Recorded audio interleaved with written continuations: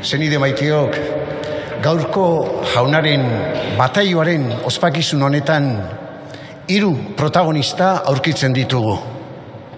Aita Jainkoa, Espiritu Santuaren indar guztiarekin zeruetatik jaisten.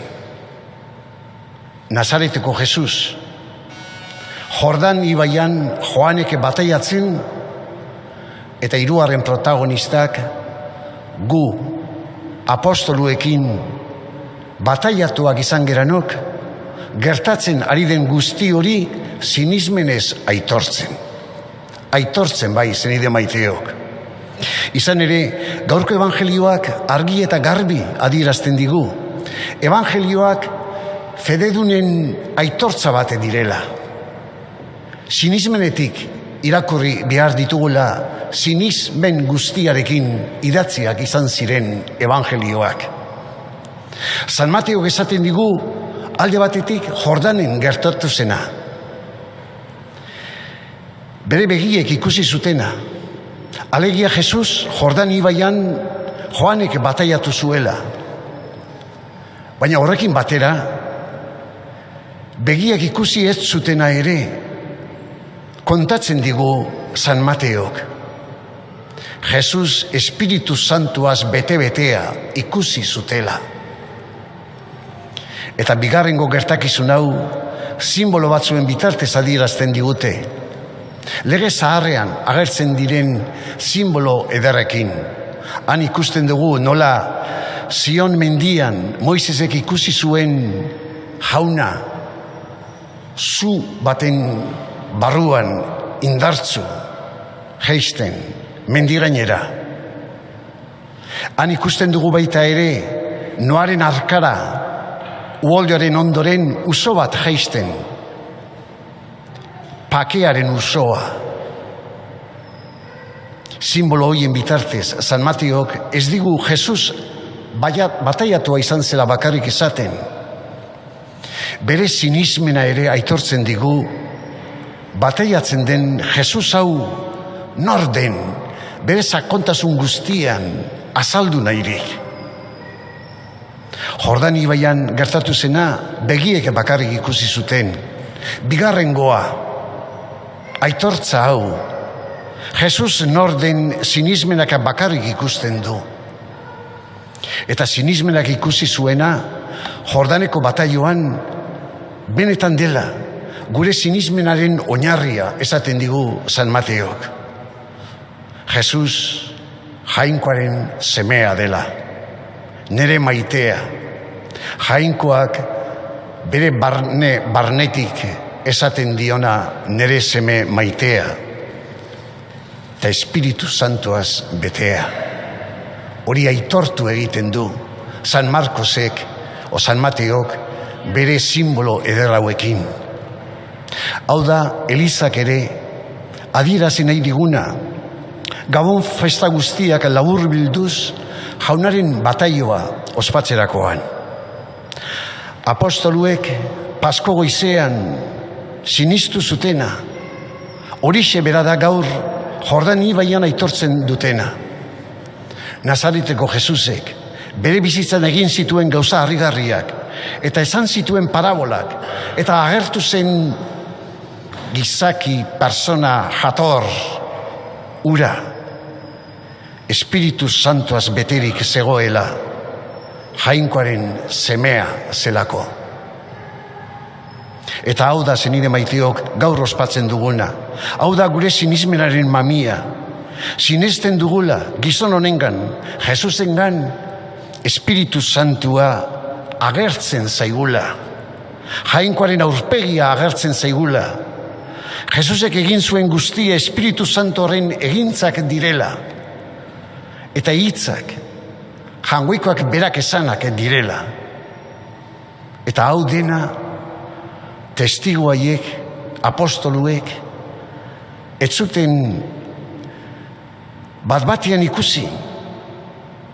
3 urte behar izan zituzten, Jesusi jarraituz, Jesusi entzunez, bere bihotzan sinisteko, jangoiko ura, gizon ura, persona ura, haragia eta jangoikoa batean ikuste hura, ez zala erreza, baino berez sakonean, beren bihotzetan sinesten zutela. Eta Pasko goiz hartan, hori da bat-batean aitak erakusten diena, sinistu arazi egin zien seme hura, ikusi eta ukitu zuten persona maitagarri hura, jangoikoaren semea zela, eta horregatik egin zuen guztia onartzen zuela, eta piztu egin zuela. Jainkoaren semea zelako egin zituela, ikusi zuten Paezko goiz hartan, Getsemaniko baratzan sufritzen ikusi zuten ura bera, beren begiek umilduta hiltzen ikusi zuten gizon ura, aitak piztu zuen bere seme maitea zela sinistu zuten. Hala ere, ez da hor bukatzen zenide maiteok gaurko ospakizuna. Hirugarren protagonista falta zaigu, eta hortarako San Paulo berak azpimarratzen digu zer dan garrantzizkoa. San Paulok pauso bat aurrera ematen du, esaten digunean, seme hau, aitak piztua, Jordanen bataiatua, seme hau, lehen semea dela. Seme zaharrena.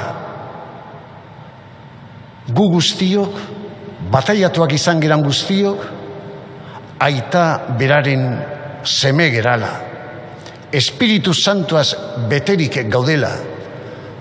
Jesus gure anai zaharrena delako, gure haragia, gure espiritua, eta jainkoaren seme izatea beragan jaunak bat egin dituelako. Israel herriak sinistu zuen jainkoak aukeratutuko herria zela. Gu guztiok aitortzen dugu jangoikoaren seme gerala. Hori da, pauso bat aurrera ematen duena San Paulok eta gu guztiok berarekin. Sinismen honekin izten dugu gaur Gabon garaia. Eta hemendik aurrera Pasko goizara arte joango gera igandez igande. Liturgiaren ziklo berri batean Gabonetan azaldu zaigun sinismen sakon hau. Sakontzen. Igandez igande, liturgiaren ziklo berri honetan, paraboletan, ikusiko dugu bere gaixoen ganako, semea honen behartzuen ganako ekintzetan, bere Espainetatik jasoko dugu zorionekoak direla, errukitzuak, pakegileak, justiziagatik erasotuak. Seme izaten ikasiko dugu seme honengan. Hori da liturgiaren esana izak. Baina